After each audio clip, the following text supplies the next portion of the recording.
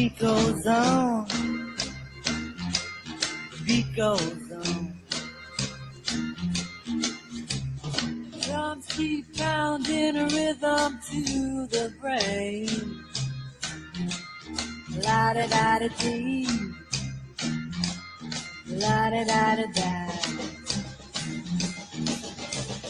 Charleston was once the rage.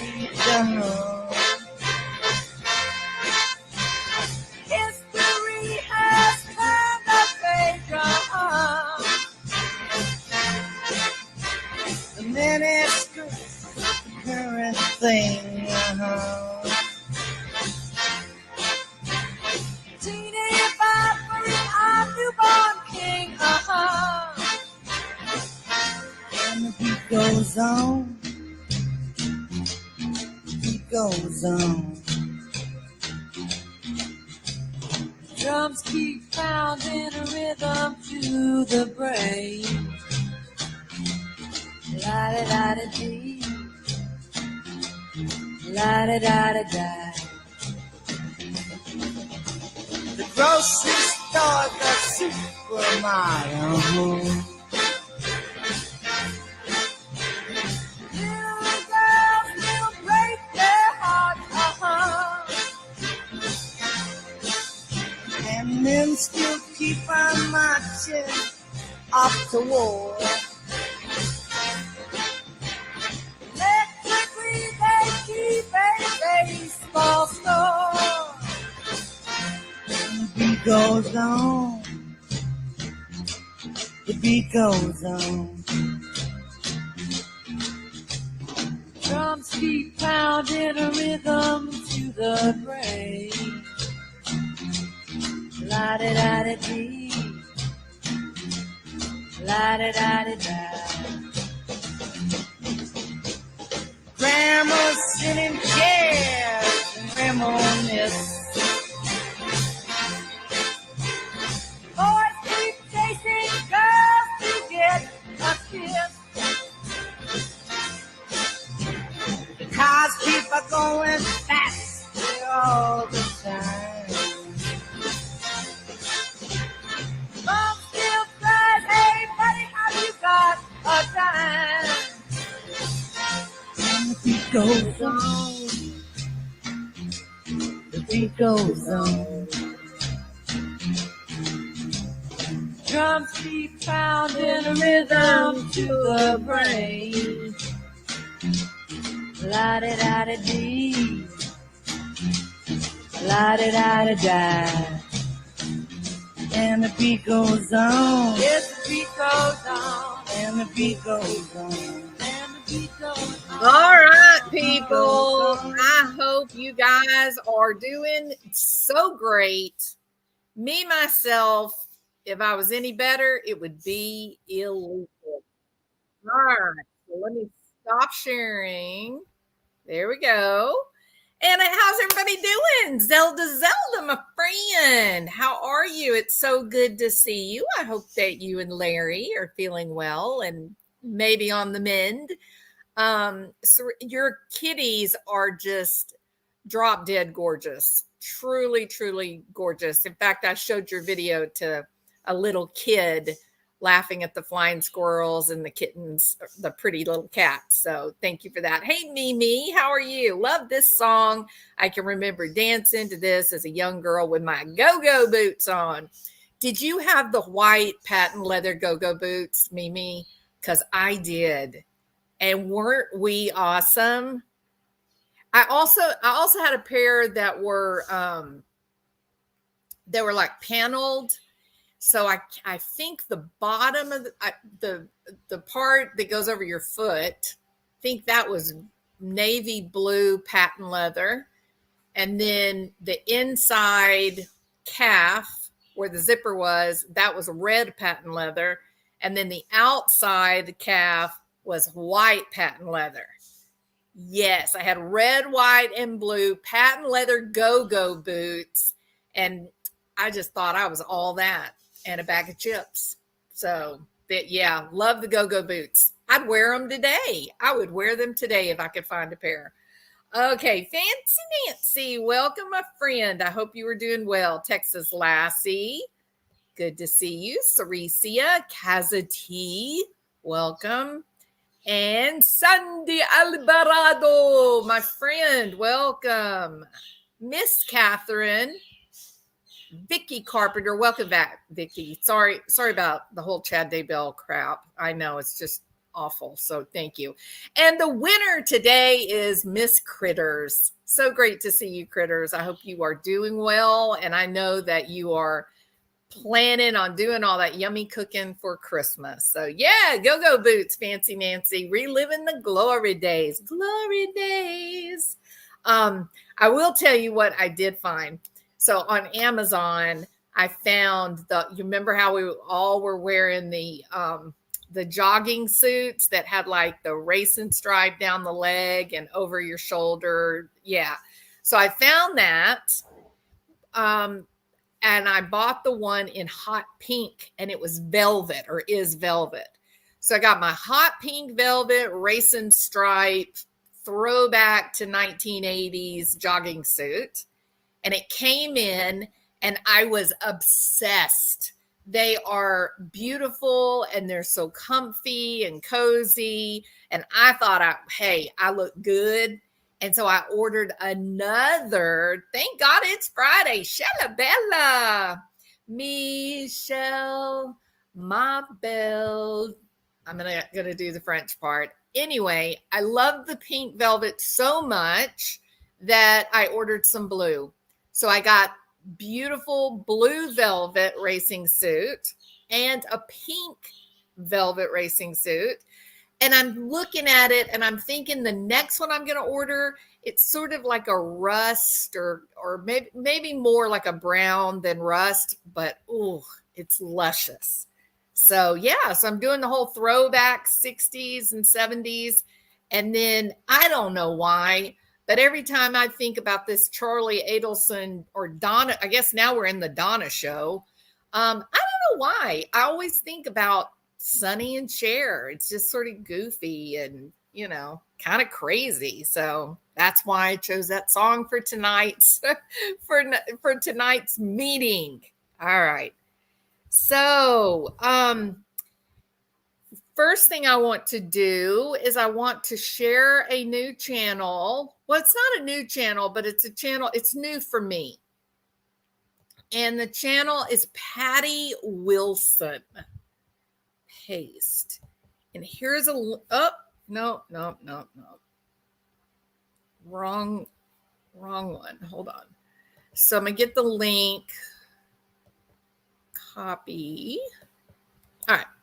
So this is the link to the Patty Wilson Playhouse. No, this is not adult content, although the title of the channel does sound a little like that.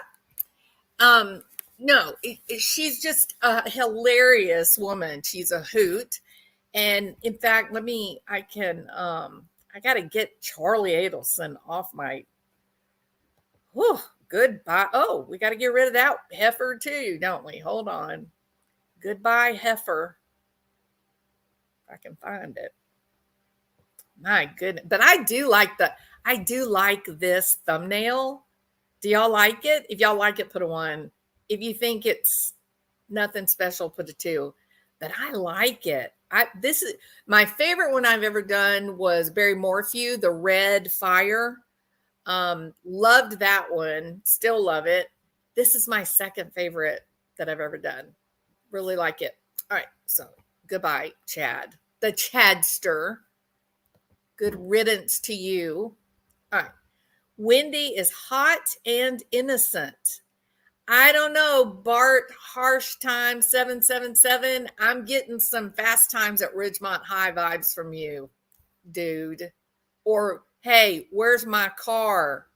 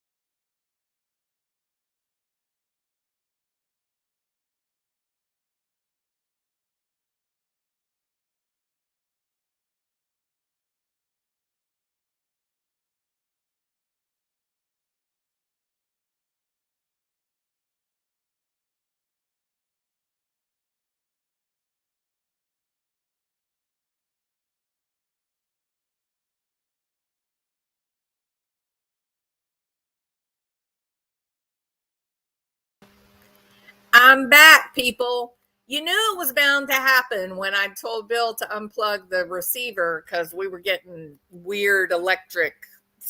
We have had, Ceresia says, Jules, help. So sorry. We have had some really, really bad weather yesterday and today. So, yes, I'm back, Texas Lassie, but aren't you? You're near me, I think, right? It's been kind of yucky. Especially yesterday, we had a huge storm, terrible storm. We had big waves, and it was pretty bad. So sorry about that. Not sure if you saw. Oh, it got disconnected. Shoot. All right, hold on. I got to reload everything. Man, here she is. All right. Okay. So this. All right, now I've got to copy and paste. Copy. All right, let me share her channel with you guys because I'm not sure if y'all got it a while ago. So there's the link to her channel, and I'll show you, just how to recognize her. So this is her, and her name is Patty Wilson, and she's only got 400 subscribers, but I have been laughing listening to her commentary on the whole Adelson, the Anals of Adelson adventures. She's a hoot. Now, I don't always agree with what she says. She would not agree with me. Not many people do, because I think they got it wrong with Charlie. I think they got it right. Wendy is implicated 100% at this point. But I think they got it wrong with Charlie. I really believe that. So, but she's funny. She's a funny lady. So I wanted to share that. Now then. So the reason I want to share that is because she is from Tallahassee, and apparently she has a subscription to the Tallahassee Tribune or Tallahassee Times, the newspaper there that does a lot of big coverage of the Anals of the Adelson adventures. You like that? The Anals of the Adelson adventures. And there was quite, but anyway, you have to be subscribed. You have to pay money in order to read the articles in that newspaper. And so this wonderful woman who is hilarious, she put up this article, or well, it's an op-ed. She put up this op-ed that came out in the Times that she is commenting on in this particular video. And she's funny, so you should go watch it. Not now, but when we are finished. But I want to read this op-ed because it's interesting. And she reads it from a different perspective, but let's just read it. So the guy that wrote this letter, it has been a good friend of Donna Adelson for 40 years. He is an ex-Florida politician. He is a practicing gynecologist. He's a physician. So he's, well established, well known. He's had his own practice in South Florida for many, many years, Coral Springs to be specific. And I thought that it would be interesting to read this, kind of memorialize it, because this is someone who's known Donna for decades, or knows the family for decades. And I think you have to pay attention to these. And do they have an ulterior motive? Perhaps. Maybe it's just friendship. Maybe he actually does not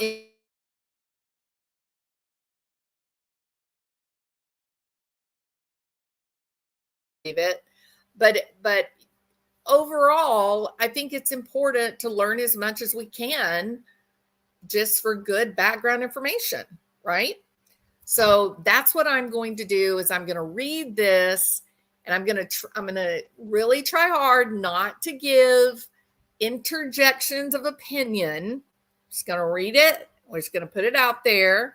And then Patty does do a lot of interjection of opinion, but it's in a really humorous and funny way. So you probably enjoy listening to it after we're done here. Okay, please don't abandon me. I have issues. All right, here we go.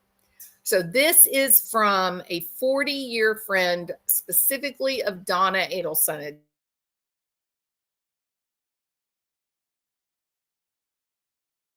It is a 40-year friend of Donna Adelson, recently arrested on charges related to 2014 murder of Dan Marquette's son-in-law. Here we go. When Florida State University law professor Dan Marquette an awful event. Professor, husband, father, son, and brother of a respectful Jewish family from Canada, married Wendy Adelson, also a mother, daughter, sister, and a law professor from a successful, loving Jewish family from Coral Springs. It seemed like a fairy tale wedding of perfect children from perfect families who had two perfect sons of their own. Life's stresses, however, prevailed. Stressful jobs attained by ambitious young attorneys trying to balance professional and family life became unbearable. Their individual needs and goals came into conflict. The family growth added to the stress and to the ultimate need for the two to divorce. Then came the challenges of co-parenting and aloneness, which comes when the family members live far away and cannot assist. Financial stressors also lead to a need for more income and better jobs to meet all the needs of the difficult life situations. That is what family is for, to help, to support, and to make life normal for the children and the grandchildren. But this is not a reason nor a motive for murder in any normal situation. One must ask how this could possibly happen. A simple solution.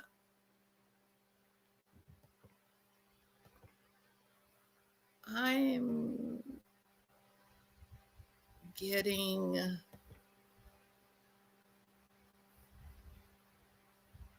well, you're cutting out.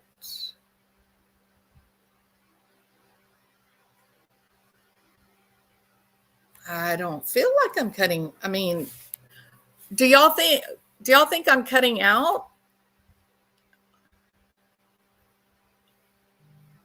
Bill, are you listening to my live? Yeah, Zelda says I'm cutting out. But I don't think I mean. So you're not connected? Yeah, maybe that's why it's cut. Connected secure, but I'm trying to log into YouTube and it's taking a really long time. Martian Shalimar, if this sounds okay, put a 1.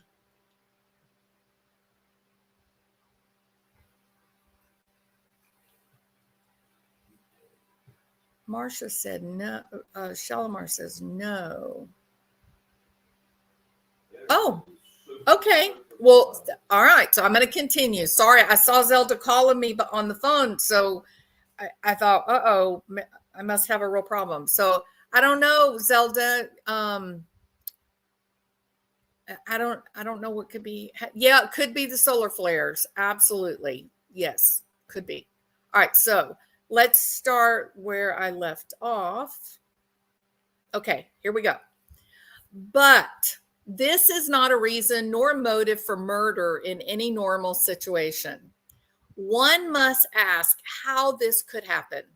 A simple solution to a complex problem is rarely correct. There are many things that have been left unexplained or even not even discussed. None of these were approached or considered. For example, the social consequences of a toxic love triangle was not really considered. The psychological state of all involved, that was not considered. Past predictable behavior to confirm the charges are valid. The inept, amateurish nature of the crime itself and all of its component parts. The impact of such a crime on grandchildren and generations to come. And nobody has asked why educated, law-abiding, shining examples of successful citizens would change so drastically. The medical and psychological profiles of the accused, as conducted by professional medical people, did not happen. None of these issues were approached nor considered.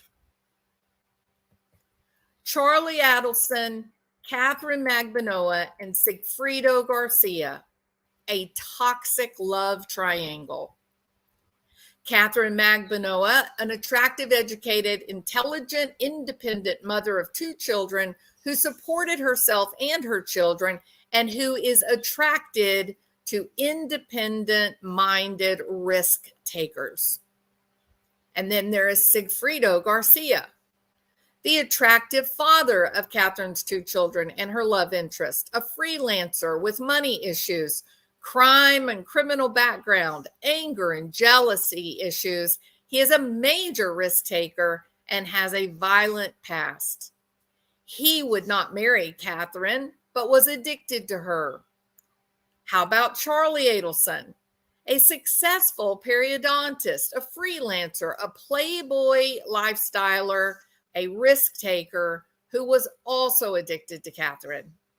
He has no history of criminal, aggressive, or violent behavior.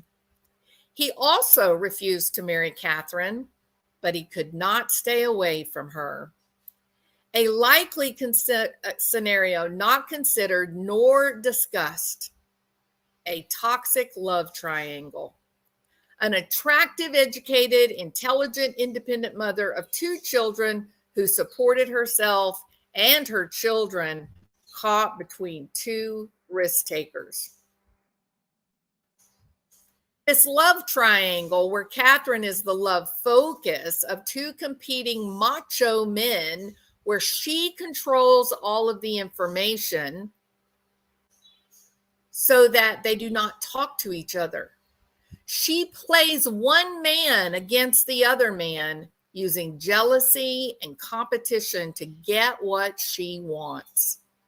From Sigfrido, she wants love and devotion for herself and her children. From Charlie, she wants love and devotion, but also security and gifts, and hopefully marriage or a way out of this predicated life. This is common in toxic love triangles. Charlie loves Catherine and confides in her and wants to impress her with tough talk, money, and family gossip about where he can be the hero of the family. And then she comforts him. Sigfrido is the macho guy who is a leader, a bully, and a fearsome figure who will and who has hurt people in the past. He has a friend in a gang, Luis Rivera, and he does business with them. He is known. All right. So there's more to the op-ed. She did not put the whole thing in. So hold on just a second.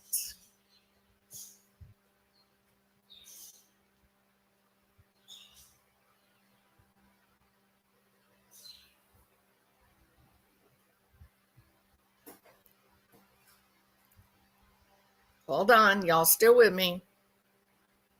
It's a very long op-ed. Okay, getting there. Okay, Charlie has delusions of grandeur and believes that he can take on anyone, even Sigfrido. And in truth, they almost came to blows. Catherine shut him down by saying, hey, wait a minute, Charlie, you are no match for Sigfrido. He will kill you. This just fuels the fire. Who knows what she actually told Sigfrido? Maybe that she loves him, but that Charlie is a better provider for her and her children. Sigfrido and Luis Rivera hang out together. They discuss their women, their fears and thoughts, and they plot together. Their thought processes are very, very different than the average person. You see, they are sociopaths. Perhaps they concluded after hearing about the problems with Dan Markel that they could get rid of Charlie by killing the brother-in-law and then setting up Charlie to take the fall. After all, who would ever connect them to this action? After 2 failed attempts, they clumsily leave an obvious trail, and they were caught. They immediately implicate the periodontist as the instigator. But why did they not collect the payment before the action? I mean, not even a deposit. They trusted him? No, I don't believe that. They told Catherine what they did, and she told Charlie. He probably figured that they would also kill him. Sigfrido had, in fact, threatened Charlie's life before. Catherine probably said maybe she can buy them off. Charlie told her in confidence about the $1 million that they had been willing to pay Dan Markel earlier in the relationship. She knew that Charlie had money. She accepted $138,000 in stapled bills from Charlie. This was more money than she had ever known. She then took the money and split it 3 ways with the killers and never told Charlie that she took 1/3 for herself. He was still addicted to her, and he kept giving her things and giving her money. And meanwhile, the killers were tracked down, they were caught, and they were tried. Sigfrido was the motivated killer. In his warped mind, he shot Dan Markel, but it was done with Charlie in mind. It was a symbolic killing of his rival, the rival for Catherine, the woman that he loved, against the man that he despised. It was not done by Luis, the gang member friend, who would be considered the more experienced one. Catherine was eventually convicted as the organizer and Charlie as the plotter. But ask yourself, would Charlie, an educated, meticulous person who dots every I, staples his money together to keep it in order, would he make such an absurd and clumsy plan to kill someone than to tell them that he would pay them later? I don't think so. Charlie may be a risk taker, but he is not a killer. He's not a criminal at all, and he has never been a criminal. The evening of Dan Markel's killing, Catherine went to his house. He was afraid for his own safety, even carrying an open pistol for protection. Sigfrido, on the other hand, well, Sigfrido is a natural-born killer. Catherine, we've all seen, she's a manipulative woman with motives for her actions in a toxic love triangle that motivated her behavior. Rivera, well, he's just a criminal. He's got a criminal history, and he's got a lot of societal complexities. Donna Adelson is neither a sociopath nor vindictive. Donna Adelson is a 73-year-old grandmother who raised her children to be model citizens, students, humanitarians, and to be respectful. I have known Donna. Uh-oh. He got cut off. Ah! Yeah, it didn't all go. It didn't all go. That is disappointing. So disappointing. No. Let's see if I can figure out how to give me the whole. I'm on page 5, but I need page 6. And let's see if it. Nope, that's not it either. Nope, we don't have it. She obviously. Okay, that's the end of it. She didn't put the rest of it. View. Yeah. Okay, but we get the idea, right? I think this is terrible. Let me tell you why. I can make a link after the video processes. Let's see. I'm going to try one more time and see if we can get it to load. Page 1, page 2. Okay, maybe it's going to load all the way this time. No, it stops right where the guy starts talking about his relationship with Donna. Wow. Patty, I feel cheated.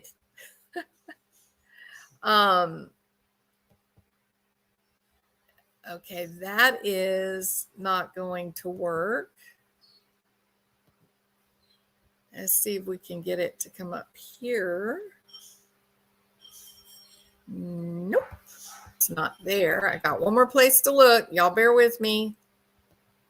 One more place. La-di-da-di-da. La-di-da-di-da. Nope. We don't have it. And the author of this letter is Benjamin Graber or Grabber. So that's one more idea. Let me see if we can, maybe somebody's put it on Reddit. Benjamin Grabber, MD op-ed. Let's see if we can find it that way.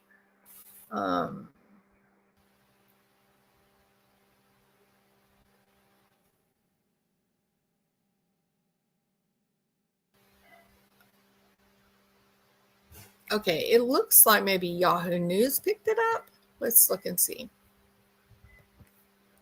Yep. Thank you, Yahoo News. Woo! All right, here we go. Sorry about that. Glad I thought about that.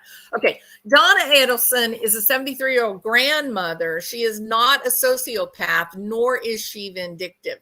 She raised her children to be model citizens, students, humanitarians, and respectful. I've known Donna for 40 years.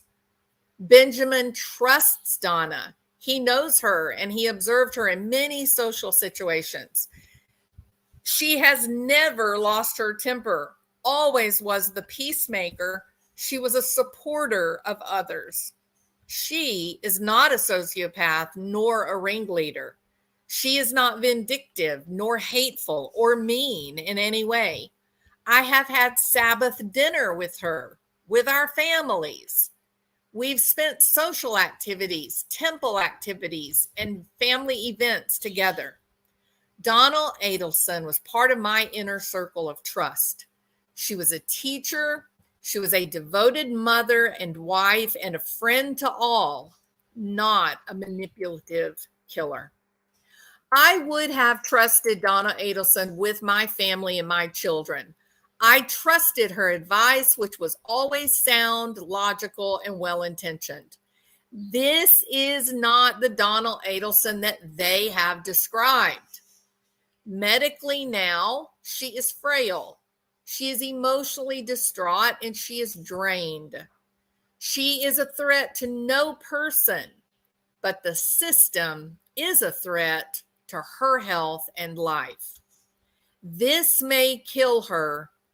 It may kill her before a trial can occur. Her punishment is cruel and beyond the pale. This whole thing is misguided. Donna Adelson is innocent, and proper accommodation for her well-being must be provided. Once the experts in societal, psychological, and medical profiles express their opinions legally, it may well paint a different picture of this tragedy.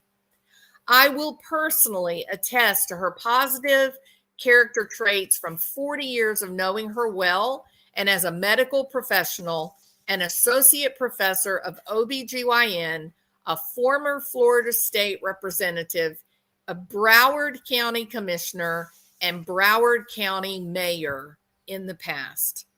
Donna Adelson should be treated better. So Benjamin Graber is a medical doctor, former Florida state representative, former Broward County commissioner, former mayor of Broward County. He continues his practice and in Coral, he has a private practice in Coral Springs, Florida. Wow.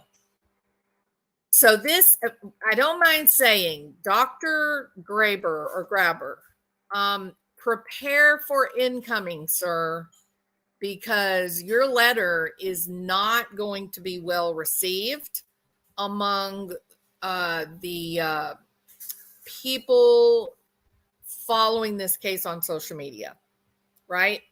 This is going to be very triggery for those people that are firmly convinced that the Adelson family did this in concert with Sigfredo, a guy that literally hates Charlie Adelson. That, to me, that's one of the strangest bedfellows. Multiple people said Sigfredo tried to kill Charlie Adelson. He hated his guts, but Georgia Kappelman has them working in concert together as a team. It just defies logic. Now, there are definite problems with Wendy. For example, if you look at all 3 times that Wendy Adelson has testified, you will find that she has completely altered her story about what happened the day of the murder. And here's what I mean. The newest trials, we hear her talk about she's going to drive, she's going to drive down Trescott. Trescott is the road where her family house with Dan Markell, that is the road they lived on. And it is a cutover road.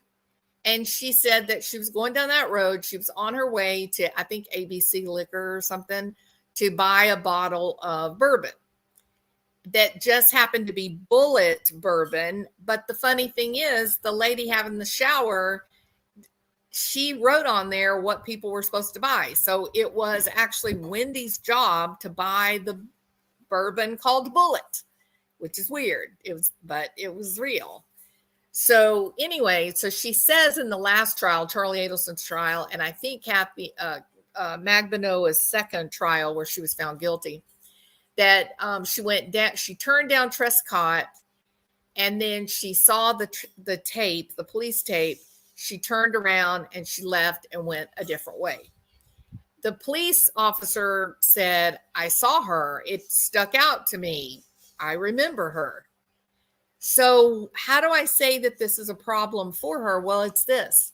In the first trial, the first time that she testified, guess what old Wendy says? Wendy, Wendy, girl, you in trouble, girl. You in big trouble. She says in the first time that she testified that she did not turn on Trescott. She did not. She says that she was going to turn to cut through to go to the liquor store, but she saw the police tape, so she kept going straight. That is a direct quote. Like, she can't get out of this one.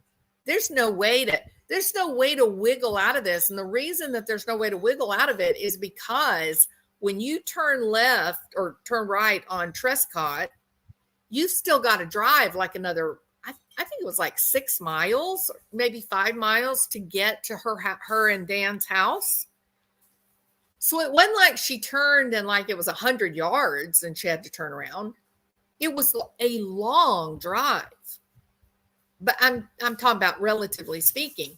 It was a long enough drive that she definitely was meaning to be on that road. Definitely. And the cop also said that, you know, she really turned around very quickly. Like she saw the police tape and just whipped it around and was gone. And most people will kind of come up and they'll have like a moment of hesitation, like, oh dear, I wasn't expecting this. Where do I go now? And some of them will even kind of motion and talk to them and say, you know, what's going on? Can I get through? Or what should I do? But Wendy didn't. Wendy took it in stride and pulled, just as soon as she saw it, she got turned around and was out, and there wasn't a moment of hesitation. So, is blood thicker than water? We will see if Charlie turns on the whole damn family. Justice Jane, I'm telling you, I think Charlie got caught up in this whole thing. Now, I heard an interesting point of view, and I've been really mulling this over. And it is that, in fact, now I do think Donna knew. Please don't get me wrong. I do think she did. But this other person was saying that they believe that Wendy actually has been puppet master and that she set this entire thing up, all of it. And that she intentionally set up Charlie to make him look guilty, and Jeffrey Lacoste, that she intentionally pointed out a lot of different people that could have done it, so that the cops were looking everywhere but her. Yes, Justice Jane. Hey, day by day. And I can't shake this. Here's the deal. This is it. We have photographs of Wendy with Catherine Magbanua. We have those photographs. And I know Jeffrey Lacoste said, no, we only met her at dinner. Well, maybe Jeffrey met her at dinner and that was it. But clearly, Wendy has seen Catherine Magbanua at least twice, because we've got the dinner meeting, and then we have photographs where the 3 women are all in their bikinis. They're all down at the beach. And I don't know about you, but people don't usually go to the beach for 3 or 4 minutes. People go to the beach and stay for hours. Well, has anybody asked the question that maybe it wasn't Charlie at all, that maybe Wendy and Katie Magbanua planned all this? And in order to get to that point, then there's one truth or one assumption that you have to put in place to accept it. If we're going to believe that Wendy was so crafty that she set this whole thing up, set up Jeffrey Lacoste, set up Charlie Adelson, even maybe tried to set up her dad and her mom, okay? We have to full on accept that she's a full-blown psychopath with no kind of emotional corrective feedback. And that's a stretch of the imagination, because they're very rare animals, right? But maybe that explains why I just don't see Charlie Adelson doing this. I don't see it. I don't see the motivation there. I don't think he gave a damn about Dan Markell and what he was doing. I think his way would have been to lose patience with Wendy and say, get a divorce, move on, forget about it. The guy is a jerk. You're sitting around arguing over bicycles and skateboards. Why? You could go buy 10 bicycles. Why are you worried about that? Because you want to fight with him. Quit fighting with him. Figure it out. Give him the damn diamond back and move on. And leave me out of your drama. Sick of you. That seems more like consistent with his lifestyle, right?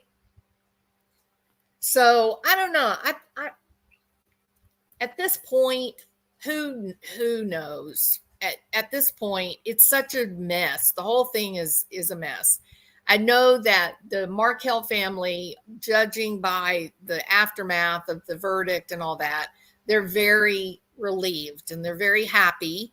And they obviously fully trust and believe that this happened exactly like, Georgia Kappelman laid out. But again, the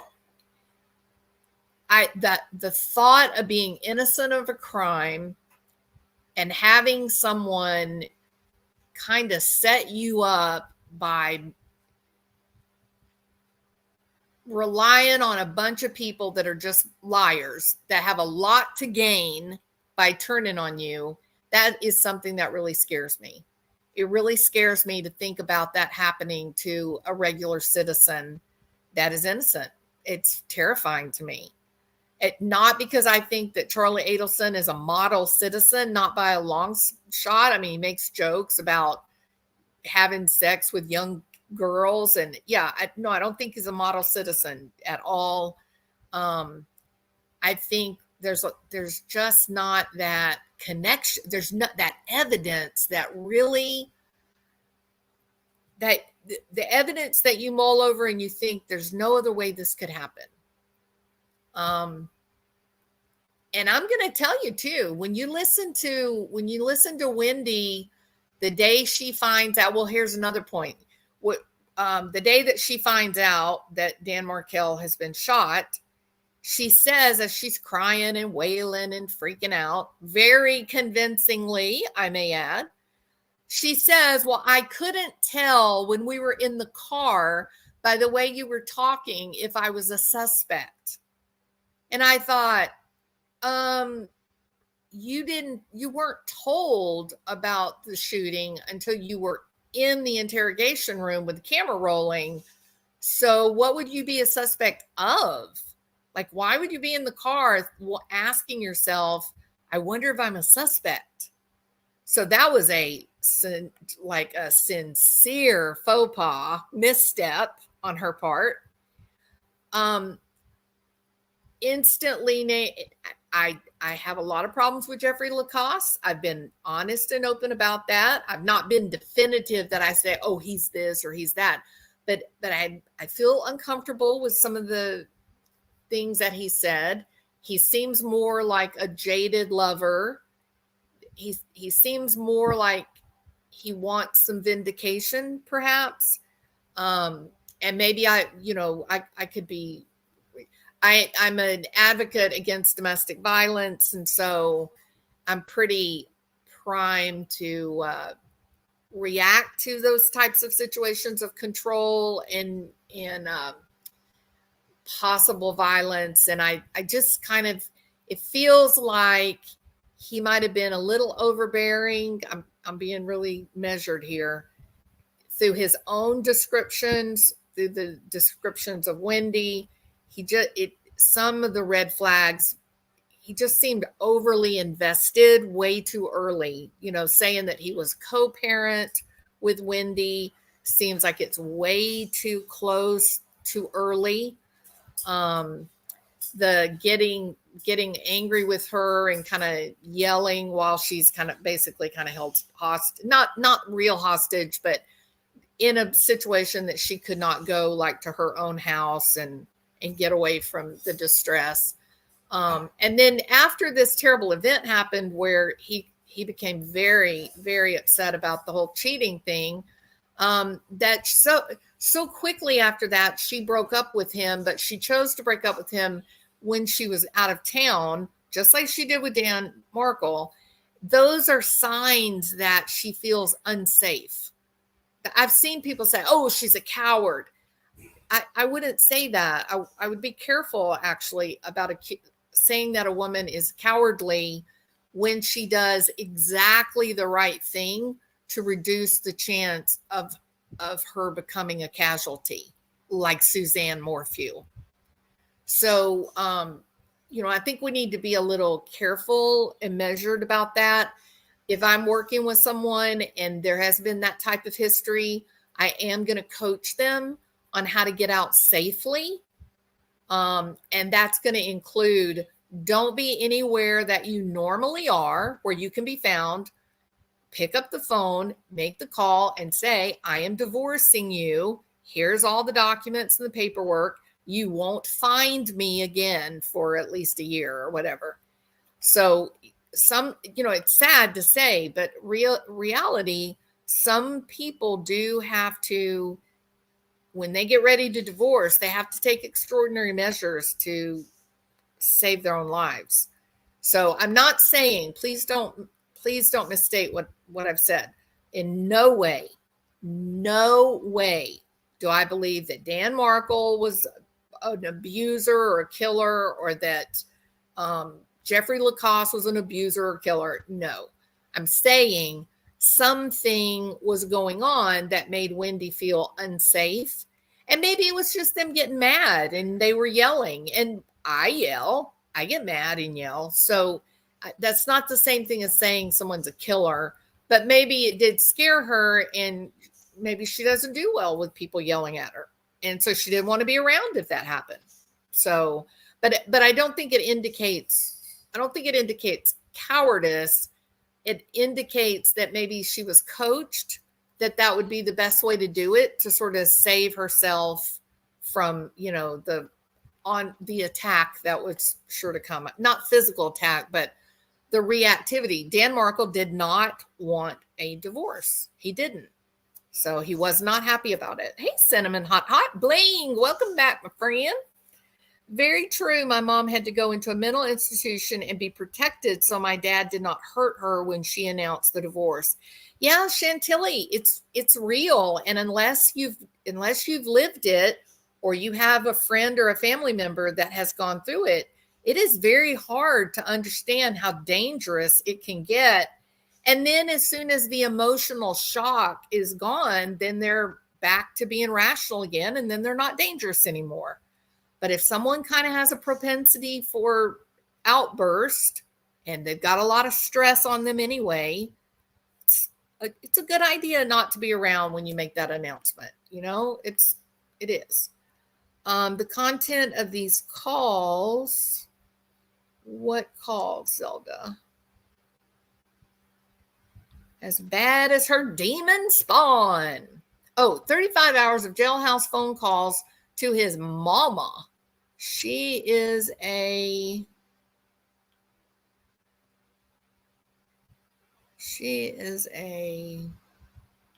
something as bad as her demon spawn. So I think I saw that. Is that what that was? Let me do a little check-in here. Just give y'all, just talk amongst yourselves. I'll be right with you. Let's see. You'll hear me type in. 35 hours phone calls. Not Lori Vallow. Okay. Baited. 4 scammers, 1,500 phone calls. Definitely not what we're looking for. Not looking for Trump. Not looking for John F. Kennedy. Not looking for Howard Stern. Have they released the calls?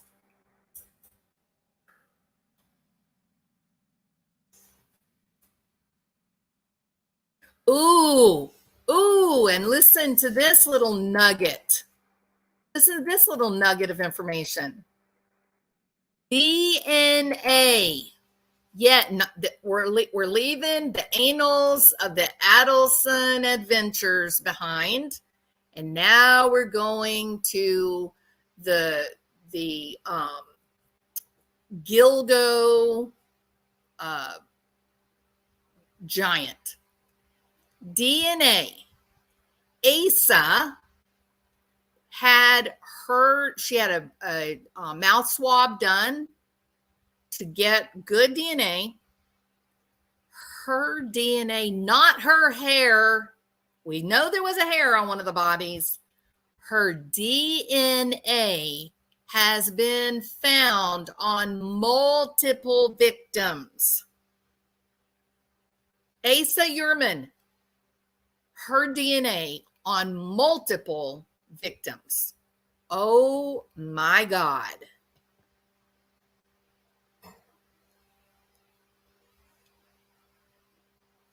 So, crazy developments. This true crime genre community has gone off the rails. It is nuts. So we have Donna Adelson's 40-year friendship, good buddy, doctor, politician has done an op-ed saying Donna Adelson did not do this. Charlie Adelson did not do this, but nobody's listening. So it'll fall on deaf ears for sure. Then we've got Asa Yerman, Rex Yerman's wife, where they've already come out and said, hey, we got a hair, Asa's hair on one of the victims in the duct tape, right? Well, now they've actually connected DNA. So is she going to be arrested? When is this is crazy. And then finally, the third, and let me see if I had this pulled up for use. And then we got disconnected because of the electrical storm or the solar storm or some kind of storm. And so then we have Judge Gull in the murder trial of Libby and Abby, where Judge Gull violated Richard Allen's Sixth Amendment right for legal representation. Not only did she order him to go to prison with no trial while he's still assumed innocent, put him in prison, and then she stripped him of his attorneys and sent him back to prison with no legal representation, nobody to go check on him, nobody to see what's going on. And this was a guy presumed innocent. When she approached the state saying, can you help me? I need legal representation. Usually the state does that for judges. When these issues come up, they give them an attorney to help them battle these and sort these things out. Not in this case. They said, no, you're on your own, Judge Gull. You've got to go get your own attorney. We are not going to give you one of ours. And so there was a writ of mandamus that was filed back and forth. Now the Supreme Court has made allowances to say, well, usually you don't get a response to Judge Gull. Usually you don't get a response to respond, but we're going to allow you to in this situation because it is so extraordinary. So it's a nut. It's just nuts. It's just crazy. And then finally, we have the never-ending story of Barry Morphew and his altered .22 caliber gun that he claims he used to shoot chipmunks. If this is not the craziest time in history to be a true crime fanatic or a true crime aficionado, I don't know what is. So let me ask you guys this.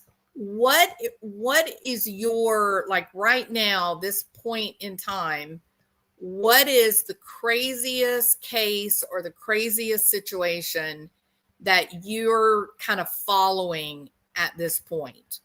There's a bunch of them going on. I mean, we got a new trial running that I may decide to make a little bit of commentary on But overall, wow. I mean, there is a lot of craziness going on.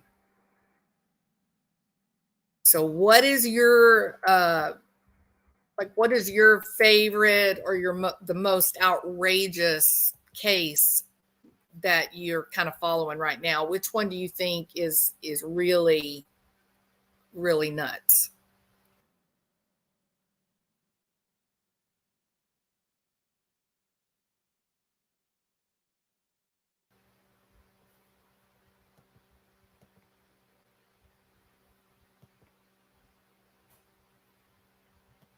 Oops, can't find you.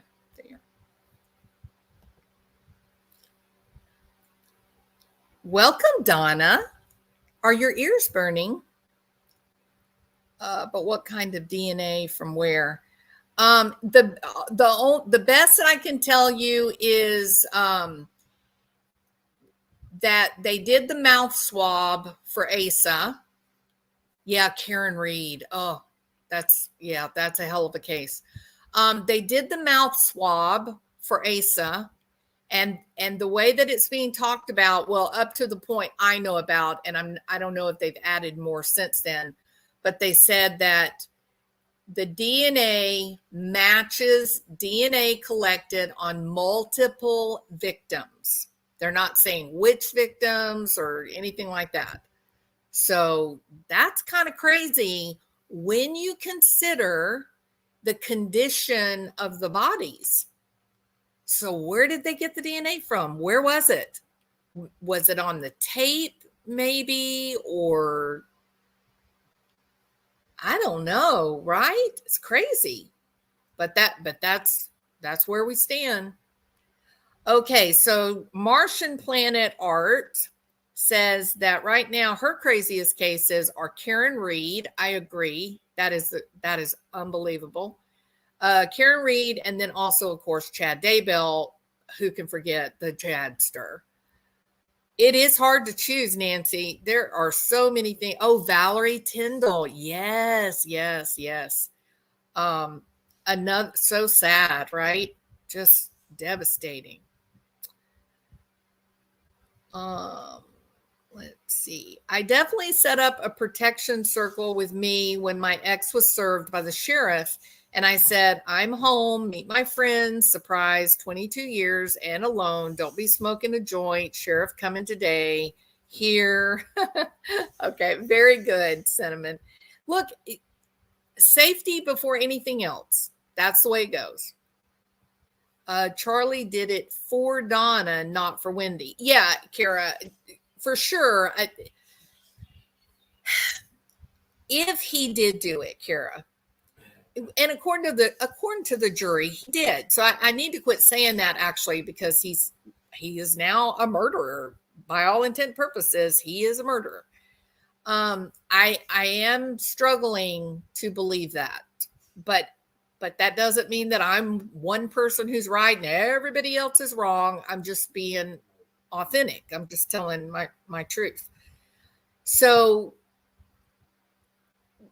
I know that if he did do it, considering all the different angles, it's most likely that it was done in this role of I like it when I'm the family savior, right? He kind of puts himself in this role, hypothetically, puts himself in this role of being the great protector, I suppose. And in honesty, it does seem that, Dan Markel was an amazing attorney, and he was using his skill and his knowledge to kind of punish Wendy for this divorce that he did not want. So I know that's a little triggery for people, but remember, it's a rare situation where everybody is perfectly innocent and the other person is perfectly evil. Humanity is usually, it's a bad situation. Things got out of hand, both people. And ultimately, Wendy done the dirty deed. Like she said, here, hold my beer, watch this. So yeah, I would agree with you 100%, Kara. that his motivation would be more of, I need the approval of my mom, right? That would be probably the biggest motivator. I do believe there was enmeshment between Charlie and Donna.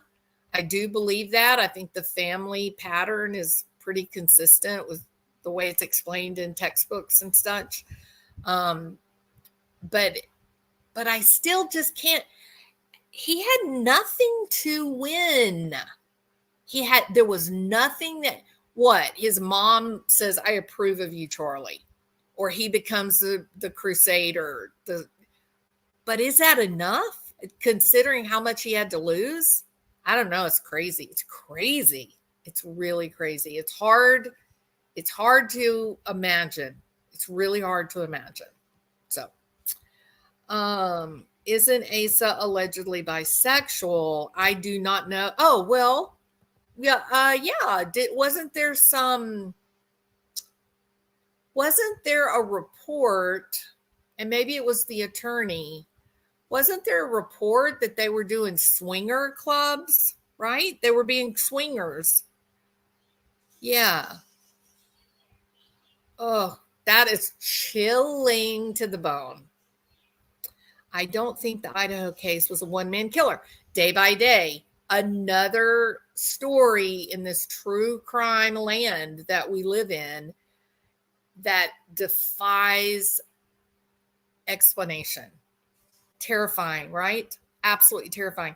It is terrifying to imagine that 4 young people could be slaughtered so quickly, which makes me question the timeline. I don't see how it could have happened that way, not the way that it has been presented. Number one, I just don't see it. I find it unbelievable that you've got, an undressed guy running around in the parking lot at the same time that the killer's car is leaving, someone jumping in the back seat, driving off in a car that's been sitting there for hours. It is a very uncomfortable case. It is a very uncomfortable case. You got the connections between the moms who are facing very real drug charges. It is, yes, Chantilly, you didn't know about the swinger? Yes, they apparently were doing the whole swinging gig. And in fact, there was a bulletin board that had a flyer up where it was his house put up. Starting to think more and more that the Idaho 4 case was not just one person. Well, also thinking about coincidences, Ethan got into a bad argument with a guy just an hour or so before they all were starting to be killed.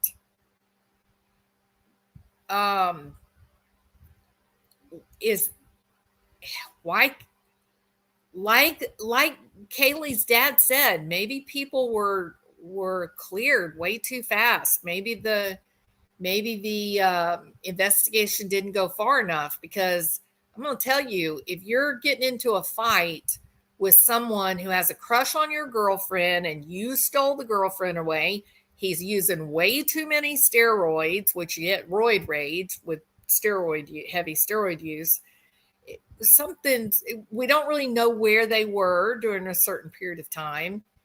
More likely that, maybe the killings kind of happened staggered in the night, right? Which then brings you to the point of, well, what in the world was Dylan doing? And I'm not picking on her. I'm not being petty, but I also think we have to resist this need to canonize her and turn her into some kind of Catholic saint. I don't think she's a saint. I don't think she's, the virginal, depiction of college life. I don't think it's anything like that. I think it's reality. I think it's human nature and human behavior. And I don't care. Look, if she got scared, if she looked out or she heard all this crazy stuff happening and she was just terrified, right? Which I would be horrified. And her choice was to stay quiet, be as still and quiet as she possibly could. and she was just too afraid to do anything. I'm willing to, I can accept that. I won't have a hard time accepting that. But this idea that she just crawled back in bed and went back to sleep, I think everybody can say it. That is the least likely possibility. She did not hear all, she says that she heard Kaylee yell, and then we find out on the recording, the camera that is outside away from the house, that they can hear Kaylee saying, "Someone's here." So she was obviously yelling. She was in distress. Well, if a camera can pick that up outside 50 yards away from the house, why didn't Dylan? Right? If you think someone's in the house, you hear your roommate yell, "Someone's here." You hear the dog barking. Why wouldn't you be afraid and call and say, "Hey, police, we need some help over here"? So, Bethany's a little different. She's way downstairs. It was pretty far removed, at least from Maddie and Kaylee. But even Xana's room, the house does echo quite a bit. But man, it's just hard. I don't want to be judgmental against Dylan. I don't want to attribute things to her that did not happen. But I also think at this point, the primary thing is to just put all the facts out there, because it's 4 young people. This was not a single murder. This was something so different, something else was happening. This was not one random, wasn't messy. Same thing with Libby and Abby. Wasn't messy. It was way too clean and organized and methodical. And that doesn't fit with this idea of a lone crazy, running around. It just doesn't. Something else. It's something that feels evil. Something really bad. So, all right. Yeah, right, Truth Seeker. Yeah. Why wasn't she scared? I'm an old woman. I've been around this planet a long time. I would have been freaking out, terrified. Everyone is suspect until the facts have been proven. Truth Seeker, I watched the video of the grub truck. I cannot move away from the idea that Joe Vidot, he is sketchy. Am I the only one who thinks the guy's sketchy?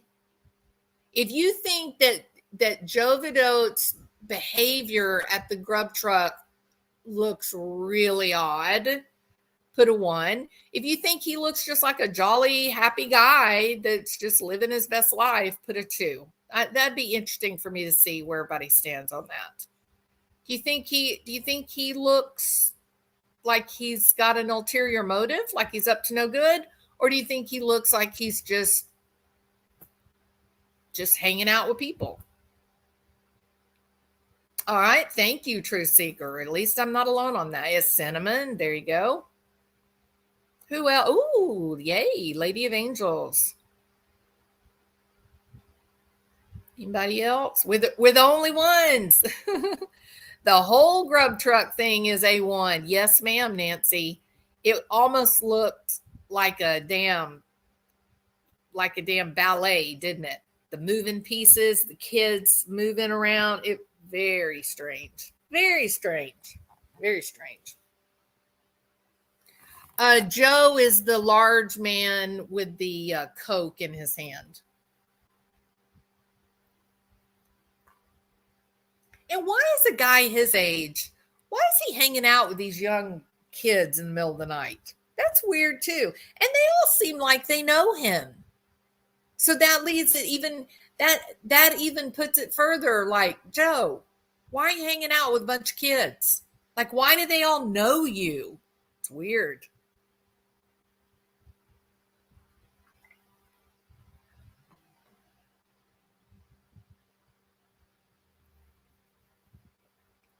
Still think about Jack Showalter. Absolutely. Absolutely. Yeah. in some ways with Jack Showalter, I did a deep dive on him. Went back, got a lot of family historical, information, because I thought things looked really bad, right? A lot of people really went kind of hog wild with this. He jumped on a plane and went to Africa. That was like evidence of guilt, right? Exactly, Truth Seeker.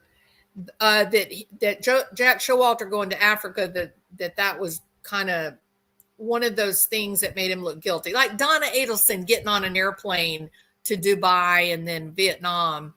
A lot of people look at that and say that's a piece of evidence that she's guilty, right? So same thing with Showalter. It looks bad that he went to Africa right after all this happened. Well, that he drove home that night, that he went back to Boise that very night looks bad. But then when you do the background, you find out, wait a minute, no, it's not out of the ordinary that he would go to Africa. They actually own land there, that they have family members. That's where they're from, is from South Africa. So yeah, it does look, it's a weird time to decide to go on a vacation, right? But that's what happened. And I have no idea if the kid is back in the United States or not. Joe made his own video addressing his movements in the video at the grub truck. Now, I did not know about him making a video about his movements. I saw the video, though, where he was just talking about seeing the girls and what his reaction was to the girls, Kaylee and Madison. Hybrid Pisces, welcome. Are you under 10 feet of snow? I thought about you today when I saw the weather, and I was like, uh-oh, it's fixing to be a white Christmas. I feel like Jack Decor is definitely someone that needs to be revisited. Jack Showalter. Okay, very good. Yeah, but then you see him walk in, where Kaylee says, what did you tell Adam? Remember, in that video, he does look like the protector. In that video, he does look like he's trying to be a good guy and try to be their friend. But he is the one who was kicked out of the fraternity for anger issues. He is the one that left animal carcasses on the doorstep of a competing fraternity, which is kind of sociopathic behavior, right? So that the Jack Showalter has a lot of checks. Some of those checks are in the guilty or sketchy column, and some of them are in the good guy column. But there's a lot of checks, and that has meaning all on its own. It's not one or two little checks. He's got a lot going on that could be relevant to what happened. He was mad when the girls ditched him. I agreed, Lady of Angels. Yes. I was so on the early Showalter train. And here's another one to consider.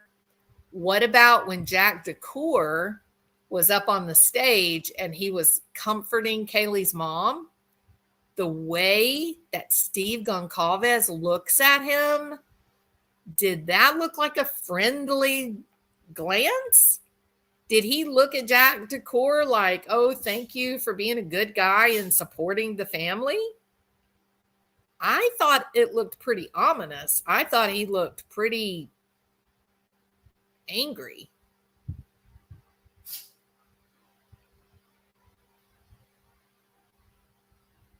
Yeah, that was crazy, Cinnamon Hot Hot. Yep, it was. No, it was not a requirement, Truth Seeker, from the fraternity. It was part of why he got kicked out, because it was so egregious. It was so distasteful. And you know what I thought? You know what I thought of? Like as soon as I found the information that it was in fact Jack Showalter that left the animal carcasses, the first thing that went through my mind was little Buddy. First thing that went through my mind was that pretty little dog. I thought I still had Buddy's picture, but I don't.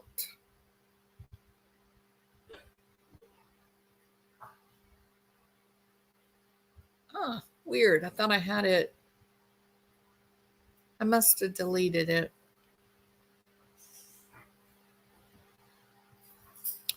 La-di-da-di-da. La-di-da-di-da. Yeah, I did delete it.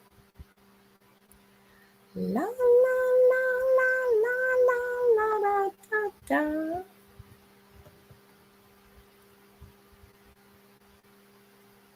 There we go. Always fun, never boring. Okay. Because I'm thinking about doing a separate Jules of Thought channel, but we'll see what we're going to do. Okay. What do y'all think of that one?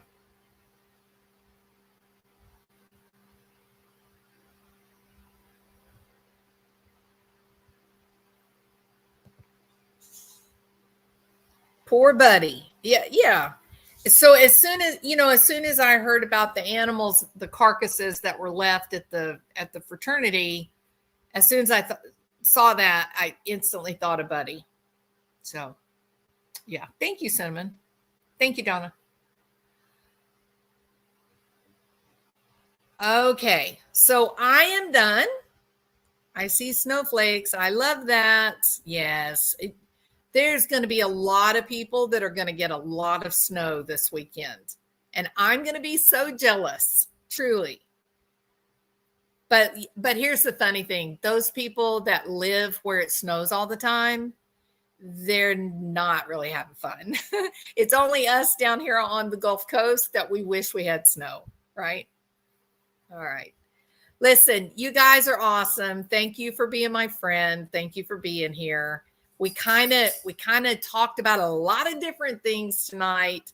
Just some chit chat, right? We will tomorrow afternoon.